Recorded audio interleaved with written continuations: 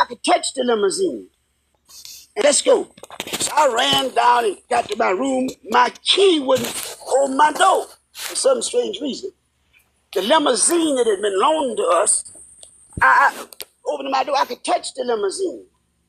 And finally I heard the driver tell Dr. King, Dr. King, I advise you get your top coat, because even though I have the car on, it's still chilly.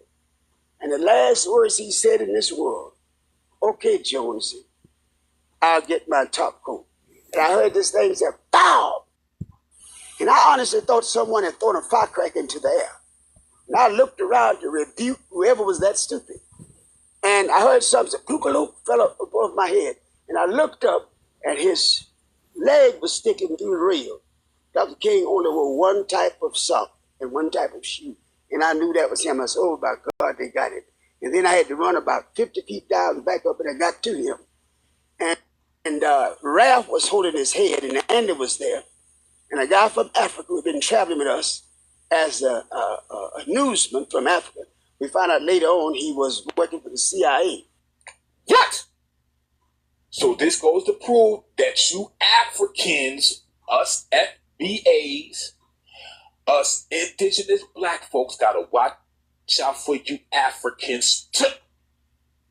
Because you Africans will be used by these Euros and these other races against us. This is facts. See, my question is, if you listen to this whole thing, this goes back to the Billy Cow, the whole Billy Cow video that I did. See, if you listen, he said when he moved out of the way so he could get a clear shot. If you listen to Hosea, right, where was Billy Cows at this whole time that this supposed to have been going on? If you notice, he did not mention Billy Cows. So you know that he was one of the ones that was higher up in this daggone coalition of his death. Most definitely. This is crazy. No, the FBI worked for the FBI. And he'd taken a lot of pictures of Dr. King. And I grabbed him in and threw out and started choking him. Because the bullet hit Dr. King right here. And went round and cut his medulla oblongata. And I didn't want people to remember Dr. King with half his face shut off. So Andy ran and got a towel. And somehow or another they took one more picture after I made him empty that camera. And it shows Dr. King down with a towel on his face. But I'm going to tell you, I was an expert gunner in World War II. When I ran up on that balcony, and I looked from whence that bullet had to come, the distance of that bullet, and just could feel the wind blowing that day, I say, whomever shot that rifle was one of the best in the world. He shot one bullet. And I believe if Dr. King hadn't moved to go back and get his top coat, the bullet would have hit him between the eyes. The bullet hit him right here. But what happened, and then Ralph said, we'll go in and take him on to the hospital. Jose, you get all the staff together. 3 of us saw it, Dr. King, after he was shot. 3 SLC executive staff members. Andy, Abernathy, and Jose Williams. Those are the 3 that saw that body. Where's Cows at? See, where is Billy Cows? Where is Billy Cows at in this situation?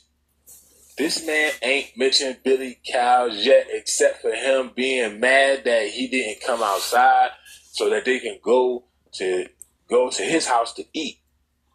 Huh? Come on, man. Are we listening to this? Yo, we wonder why Martin Luther King lost his life, yo. He lost his life because he had a lot of wicked motherfuckers around him, starting shit not only with black folks, but with white people. And then we sitting around here looking at these white folks like they was sitting around here being racist and being like this and all of this. And half of the time, yo, these motherfuckers was setting up with motherfuckers that look like them and all of that. You got white people that's setting up with these type of black folks and setting up whole communities. So it's happening on all sides of this thing. Because look at this, man. This dude messed around here and admitted that he was a field general. Do you know what a field general does? He go around and put in work. Okay? And he proudly said that that's what he did.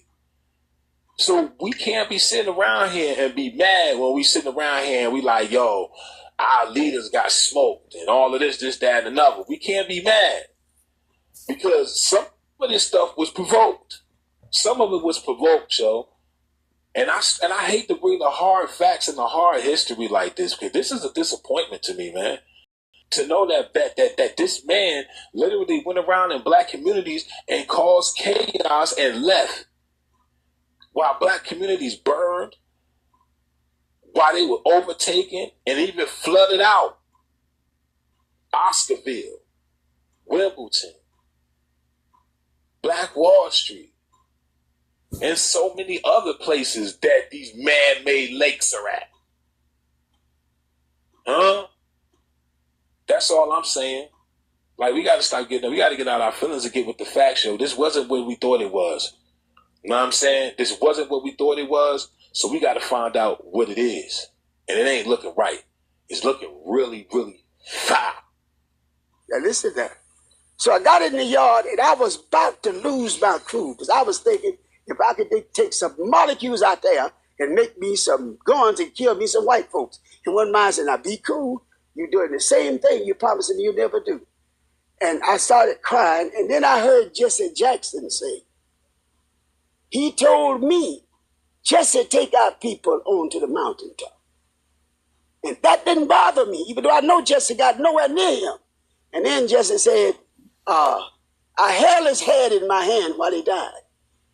And that didn't get to me. And then Jesse said, look at my shirt. And I looked right and sure enough, and Jesse Jackson's shirt was drenched in blood.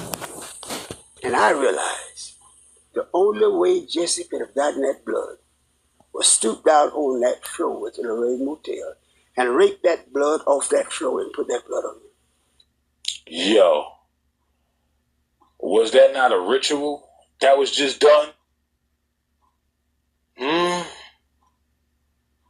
Masonic, man, his last message was at the Masonic Temple.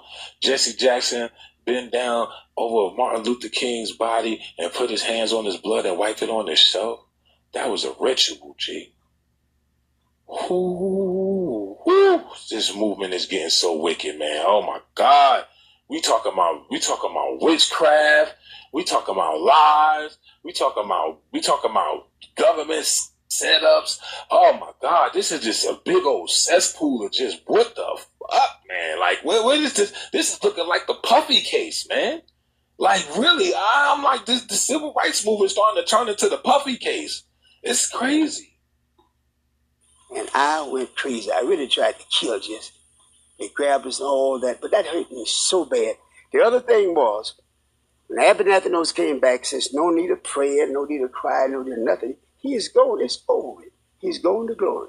And we called the meeting, a staff meeting, and Jesse claimed to have been ill. And Abernathy told him, Jesse, go ahead to the room and relax.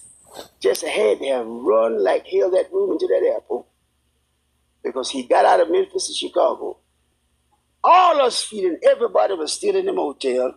Cut the televisions on the next morning. That was Jesse Jackson in Chicago with that same bloody shirt on, telling that same lie. I've never respected Jesse since that moment. Messy dag on Jesse, man. Now you see why they call him Messy Jesse? We didn't know why they called him Messy Jesse as the youth. We didn't know. But today, we just found out why they called him Messy Jesse, because he got on live TV with Martin Luther King's blood on him, saying that Martin Luther King want him to bring black people over the mountaintop.